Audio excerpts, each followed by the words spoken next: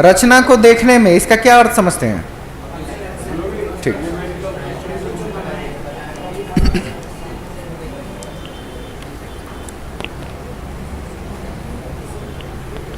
इसमें जब mathematics eight a glance में जब सारी चीजें पढ़ रहे हैं तो इसके साथ एक और शब्द आपने अभी अभी देखा, रचना।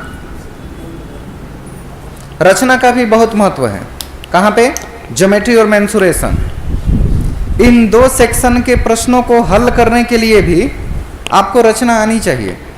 नहीं तो कई बार ऐसा होता है कि लिख दे कि B से C को मिलाया, B और C के बीच 60 डिग्री का एंगल बना, वो सब मौखिक रूप से लिखा होता है, लेकिन जब तक आप रचना नहीं बनाएंगे तब तक आप उनके बीच रिलेशन को ढूंढ नहीं पाएंगे और एग्जैक्टली सही एंगल क्या होगा, कैसे होगा, ये स्पष्ट नहीं कर पाएंगे।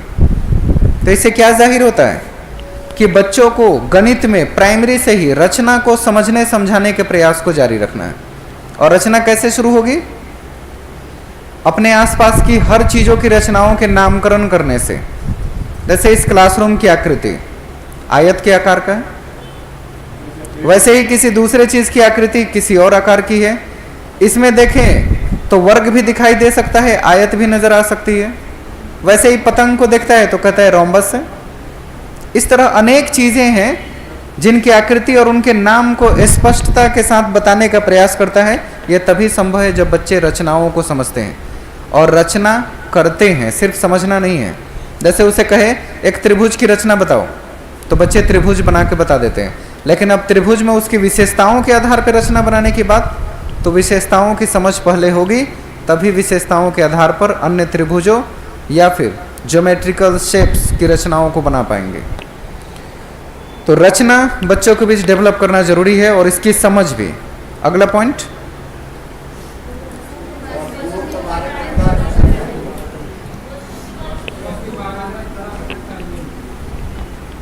वस्तुओं की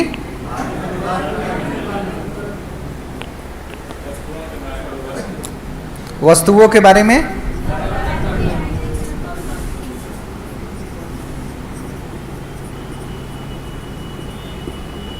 तर्क कर सके, यही मतलब है ना। वस्तुओं के बारे में जब हम तर्क करने की बात करते हैं, तर्क यानी लॉजिक देने की। आपको पता है कि जितनी भी वस्तुएं हैं उस वस्तुओं के अपने कुछ आकार होते हैं, अपनी आकृति होती है और अपनी कुछ विशेषता होती है। उस विशेषताओं के आधार पर ही हम उनके बारे में दो शब्द कह सकते हैं या उसके बारे में तर्क कर सकते हैं। यानी वस्तुओं को समझने की योग्यता के आधार पर बच्चों में तर्क विकसित होता है और गणित बिना तर्क के संभव नहीं है। अगर बच्चे को गणित सिखाना है तो बच्चों में तर्क विकसित करना जरूरी है और ये तर्क करने की क्षमता पूरी दुनिया में अगर किसी के पास है तो वह इंसानों के पास है। ईश्वर ने इंसानों को दिमाग दिया, उसमें तर्क करने की क्षमता दी है। इसलिए हर चीज को कारणों को जान के, सोच के, समझ के तब हम अपनी जिंदगी में उसे अप्लाई करते हैं या उसे हमेशा के लिए छोड़ देते हैं। ये हमारे तर्क पे निर्भर है। मतलब इस पूरी प्रजाति में ईश्वर ने जितनी जाति प्रजाति बनाई उन सब में सबसे बेहतर इंसान है, क्योंकि इसे तर्क करने की क्षमता है। और माना जाता है कि ईश्वर के द्वारा इंसानों को दिया गया सबसे बेहतरीन उपहार में प्रमाण सुने हैं, रचनाएं सुने हैं। तो जब कभी हम ज्योमेट्री में चीज़ों को सॉल्व करते हैं तो सत्यता या असत्यता की जांच प्रूफ के माध्यम से करते हैं। और ऐसे कोई भी चीज़ जो गणित में हम हल करने का प्रयास करते हैं उसके लिए प्रूफ आवश्यक है, और प्रूफ ही बताता है कि आप गणित को सही तरीके से सीख रहे हैं। अगर आप प्रश्नों से हल पे पहुंच सकते हैं तो हल से प्रश्न तक भी आ सकते हैं। उसका जीता जागता एग्जाम्पल है कि आज जब ऑब्जेक्टिव क्वेश्चन कॉम्पिटिटिव एग्जामिनेशन में पूछे जाते हैं तो बहुत से लोग क्वेश्चन को सॉल्व नहीं करते, ऑप्शन को ही उठा के क्वेश्चन में फिट करके देखते हैं, सही है तो सही है। कुछ बात समझ आ रही है? ट्राई किया है इसको कभी? ऑप्शन से ही डायरेक्ट चेक कर लेना कि ये सही है कि नहीं है, तो आंसर कौन सा सही होगा। इससे जाहिर है कि सत्यता या असत्यता की जांच गणित में ही कर सकते हैं। यह सबसे आसान तरीका है। लेकिन जीके जीएस में ऑप्शन उठा के पुट करते हैं क्या? कभी करके देखिएगा, बीपीएससी के क्वेश्चन में देखिएगा कितना सही आ रहा है। जीके जीएस में ये चीज़ है, ये प्रिविलेज, ये क्षमता इस विषय में नहीं आती। गणित में आती है कि हम प्रूफ के साथ सत्यता या असत्यता की जांच करके किसी तथ्य के बारे में अध्ययन कर सकते हैं। और क्या है इसमें? बहुत से लोग आज तक अमूर्त चिंतन को नहीं समझ पाए। गणित में यहां अमूर्त चिंतन का क्या अर्थ है?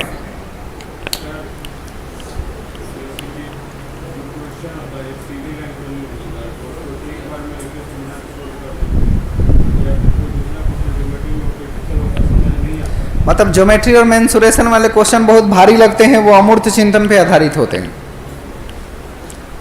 क्वेश्चन ही नहीं, पूरा का पूरा ज्योमेट्री चैप्टर ही अमूर्त चिंतन पे आधारित है, क्वेश्चन सिर्फ नहीं। बच्चों को ज्योमेट्री और मेंसुरेशन प्राइमरी में पढ़ने में टफ इसलिए लगता है क्योंकि बच्चों को उस उम्र में अमूर्त चिंतन करने की क्षमता नहीं होती, अब्स्ट्रैक्ट थिंकिंग। ये क्षमता बच्चों में 11 वर्ष के बाद विकसित होती है पियाजे के अनुसार। किस स्टेज में? फॉर्मल ऑपरेशनल स्टेज, 11 से ऊपर या 11 से 15 ऐसे स्टेज माने जाते हैं। उसी स्टेज में जाके बच्चों में अमूर्त चिंतन का विकास होता है। और जब अमूर्त चिंतन का विकास होगा तभी अमूर्त चिंतन से संबंधित चैप्टर भी हमें समझ आएंगे। लेकिन हम इसको कहाँ इंट्रोड्यूस कर देते हैं? प्राइमरी में, जिसमें बच्चे की उम्र 5, 6, 7, 8 साल होती है। और यही वजह है कि बच्चे को जब भी ज्योमेट्री का चैप्टर ओपन करते देखते हैं तो पन्ना जल्दी से पलट देता है, हटाओ इसको, क्योंकि वो चीज़ उसकी समझ के बाहर होती है। और साथ ही साथ मेंसुरेशन के क्वेश्चन, घर है, ईंट जोड़ रहे हैं, कितना ईंट लगेगा, दीवार कब खड़ा होगा, ऐसे ऐसे प्रश्न, ये सब अमूर्त चिंतन पे आधारित हैं। तो 2 ऐसे चैप्टर्स हैं जो बच्चों के लिए सबसे खतरनाक प्राइमरी में माने जाते हैं, जिसको प्राइमरी में इंट्रोड्यूस ही नहीं करना चाहिए।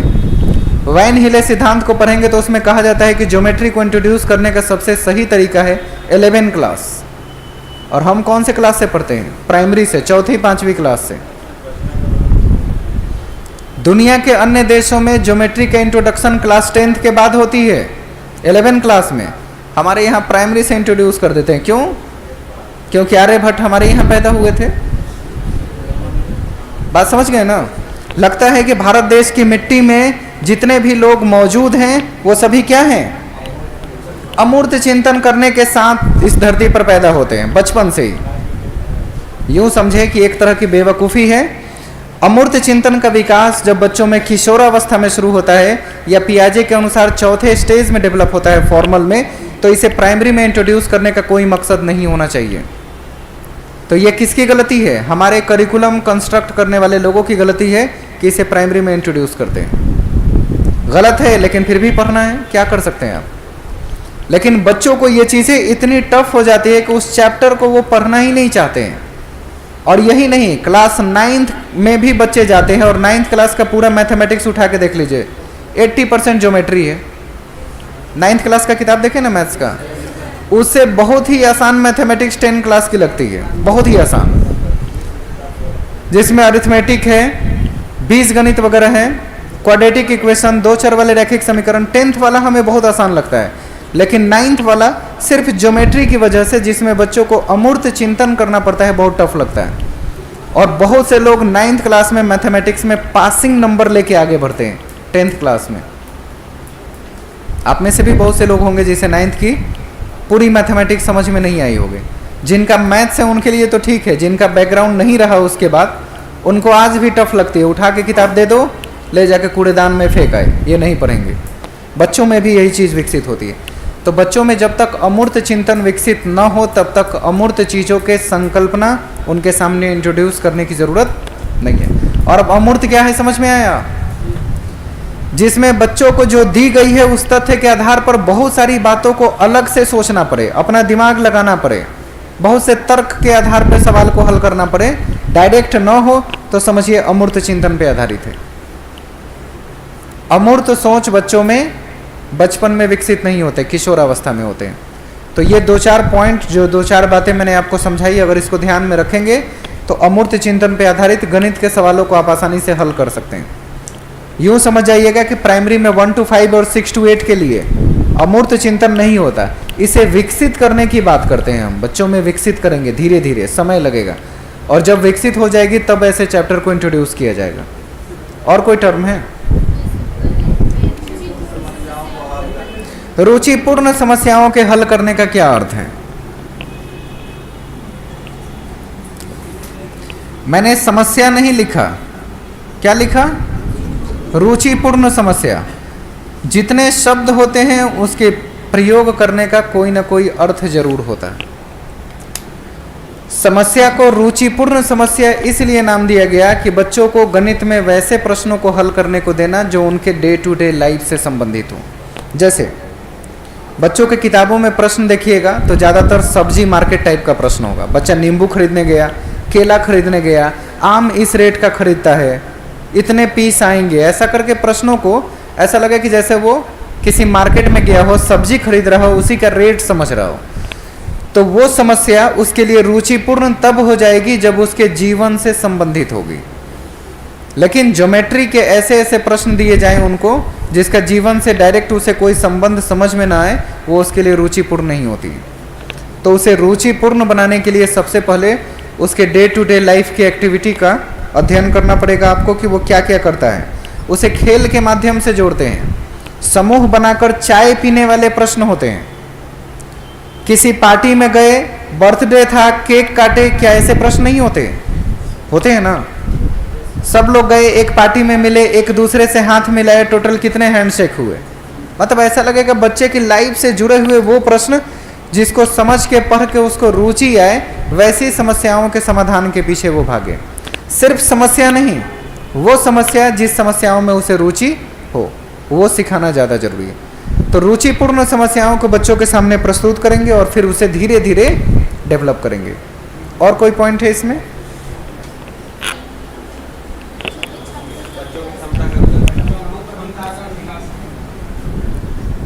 ये तो लिखा है कि बच्चों को इन सभी क्षमताओं का विकास करना है, वो कोई टॉपिक नहीं है। जितने पॉइंट्स आपने लिखे उन सभी चीज़ों को बच्चों के अंदर विकसित करना हमारा मकसद होना चाहिए। अगर बच्चों के साथ वो विकसित नहीं हो पाते हैं तो वो समस्या है। नेक्स्ट पॉइंट, बच्चे गणित की मूल संरचना को समझे। बच्चे गणित की मूल संरचना को समझे।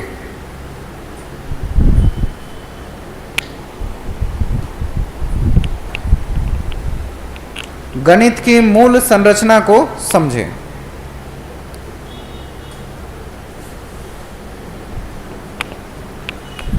मूल संरचना क्या क्या होता है?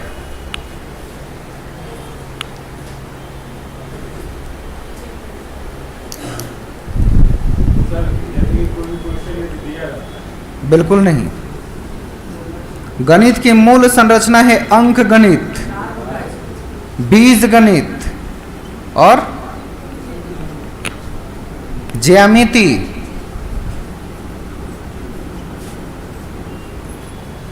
ये तीन सबसे ज़्यादा महत्वपूर्ण हैं जो बच्चों को हम गणित सिखाने का प्रयास प्राइमरी से करते हैं। इसी को मूल गणितीय संकल्पना कही जाती है। अंक गणित, बीज गणित और ज्यामिति। अगर इन तीन शब्दों को आप समझ पा रहे हैं तो इसके मूल उद्देश्यों को आप आसानी से समझ पाएंगे। और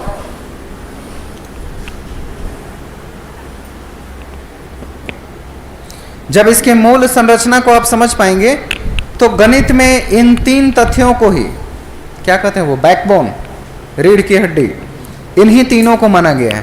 अगर गणित में ये तीन चीजें आती है मतलब आपको सब आती है। यहीं से सब चीज की संकल्पना शुरू होती है। बीज गणित के रूप में आप क्या समझते हैं?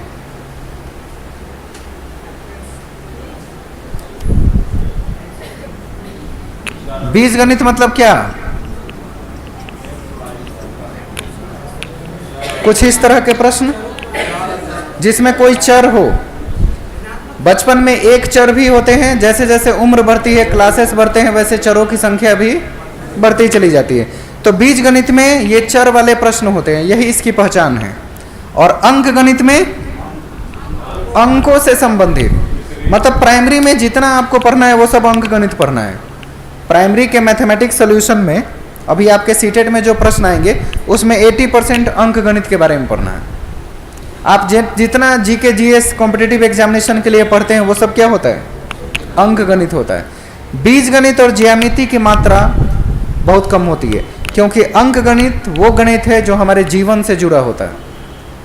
चाहे आप एवरेज के प्रश्न देखें, प्रॉफिट एंड लॉस के देखें, या इस तरह के जितने भी चैप्टर्स, नंबर सिस्टम देखते हैं, ये सब अंक गणित के उदाहरण हैं।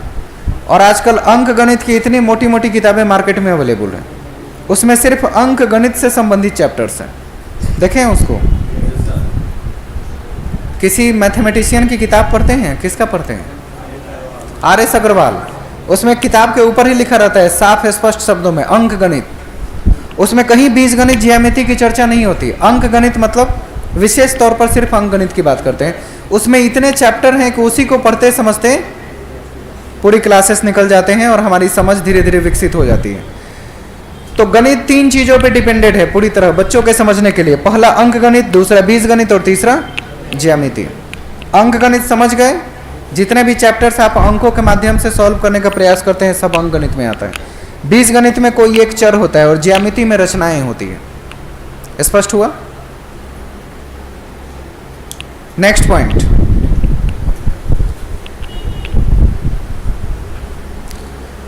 बच्चों में गणित के महत्वपूर्ण शब्दावली को विकसित करना। बच्चों में गणित के महत्वपूर्ण शब्दावली यानी टर्मिनोलॉजी को विकसित करना।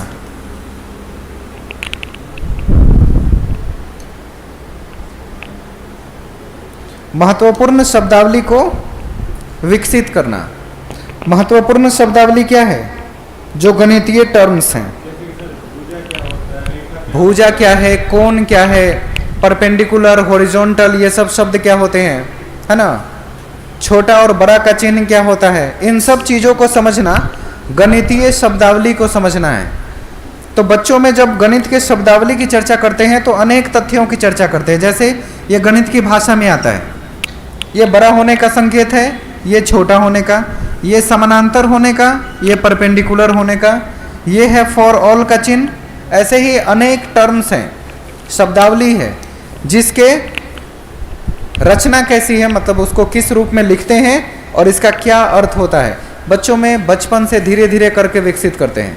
असेंडिंग ऑर्डर क्या है, डिसेंडिंग ऑर्डर क्या है, फ्रैक्शन में छोटा और बड़ा क्या है, ये सब प्राइमरी में सिखाने का काम करते हैं। एक संख्या रेखा पे नंबर्स को कैसे कैसे पुट किया जाता है उसके बारे में पढ़ते हैं। तो ये जो टर्म्स है, शब्दावली है, बच्चों को इसकी समझ होनी चाहिए गणित में, तब जाके गणित की समझ विकसित होगी। अगर ऐसा नहीं है तो पहले शब्दावली सिखाएंगे तब गणित सिखाएंगे। क्लियर हुआ? नोट करना चाहें शब्दावली को तो ऐसे लिख सकते हैं, लेकिन आप नाम के साथ लिखिएगा। ये बड़ा का चिन्ह है, ये छोटा का, समानांतर, लंब और that's called for all. Set वगैरह में प्रयोग करते हैं तो कहते हैं ना सभी समुच्चयों के लिए है, तो फॉर ऑल के लिए यूज करते हैं। थोड़ा सा खिसकिए आप लोग, अंदर खिसकिए, इनको बैठाइए, पीछे देखने में भी दिक्कत हो रही। बैठिए, चलने दीजिए। पीछे स्पष्ट दिख रहा है? ये चिन्ह नहीं दिख रहा है? छोटा और बड़ा है, मतलब बड़ा छोटा, ये समानांतर है, ये लंब है और नीचे फॉर ऑल का चिन्ह है।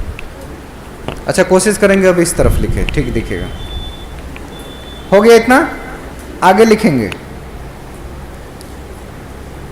शिक्षक कक्षा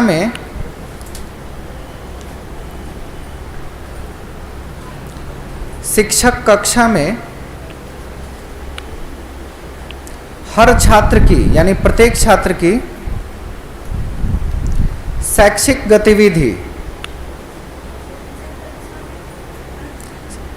प्रत्येक छात्र के शैक्षिक गतिविधि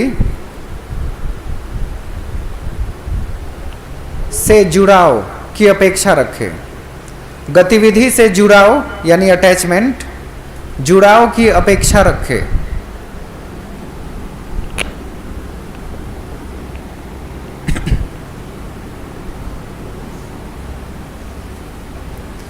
क्या अर्थ समझें? जुड़ाव की अपेक्षा रखे से क्या समझें?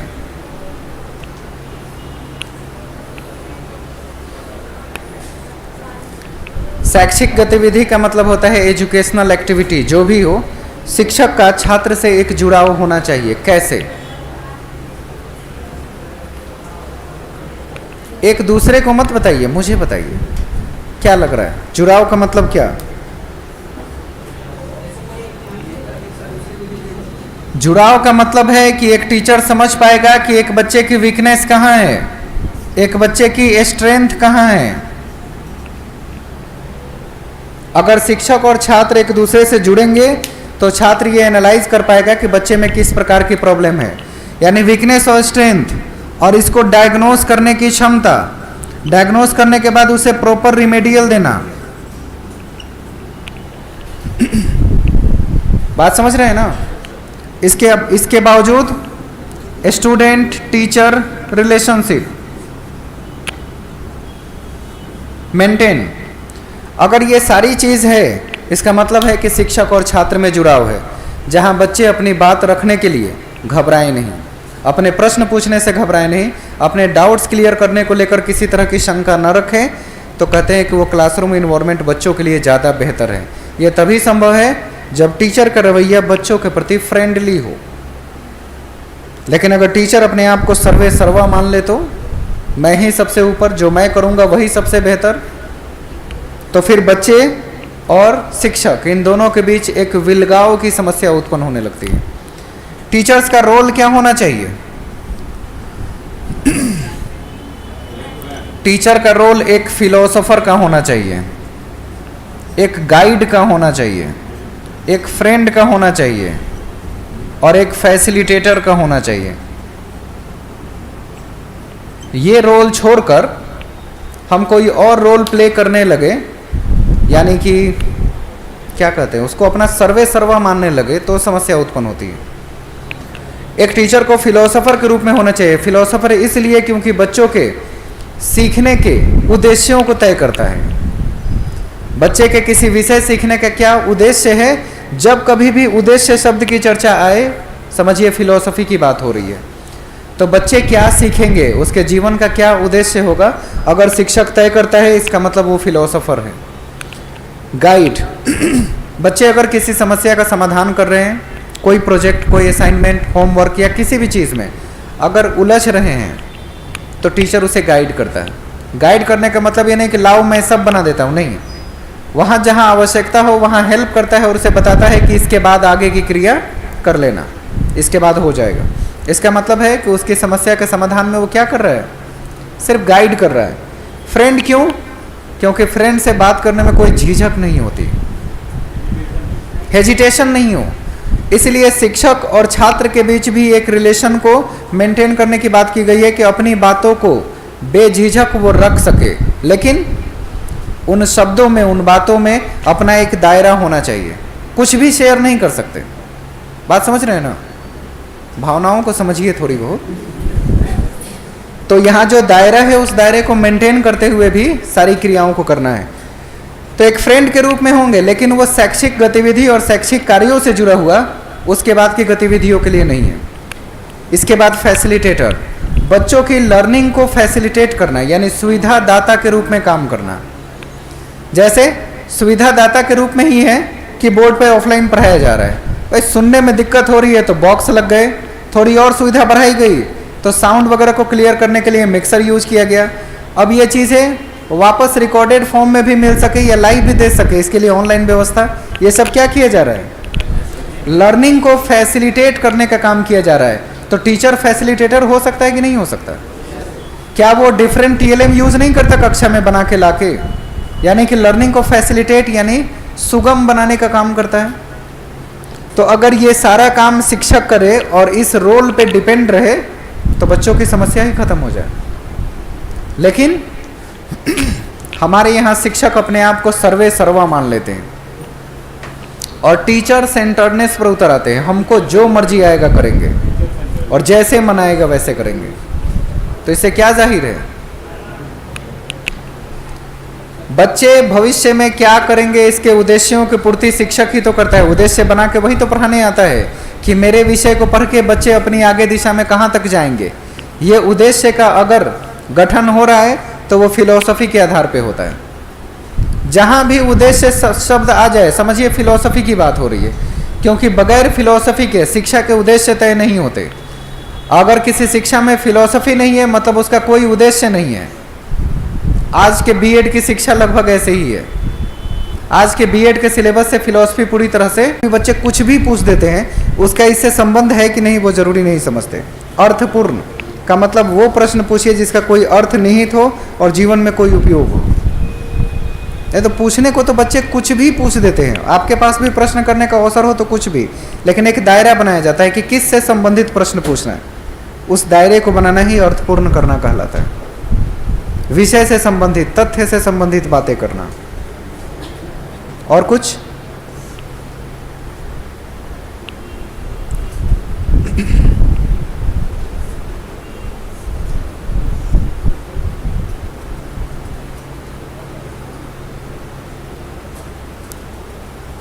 अच्छा, बिना अर्थपूर्ण वाले प्रश्न कैसे होते हैं समझ में आता है?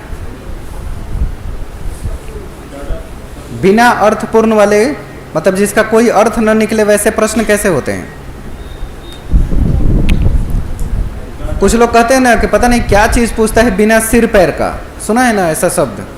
तो वो जो बिना सिर पैर वाला प्रश्न होता है उसी को कहते हैं कि अर्थपूर्ण नहीं है, यानी क्लियर नहीं हो रहा है कि वो जानना क्या चाहता है।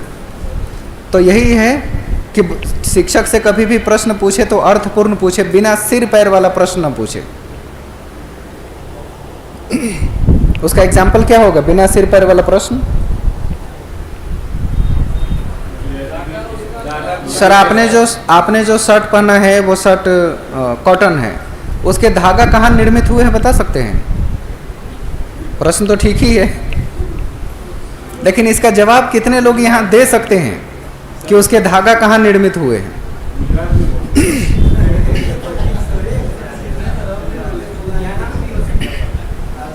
कपड़े की बुनाई होती है, धागा नहीं बनते हैं गुजरात में, वहाँ बुनाई होती है।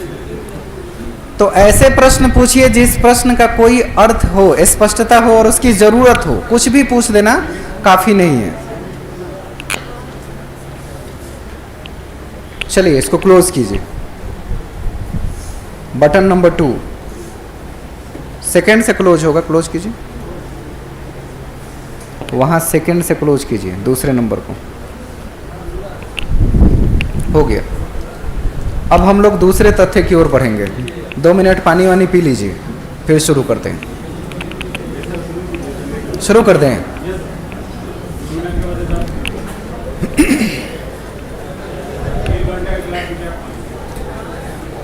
अब बहुत से लोग को प्यास लग जाती है।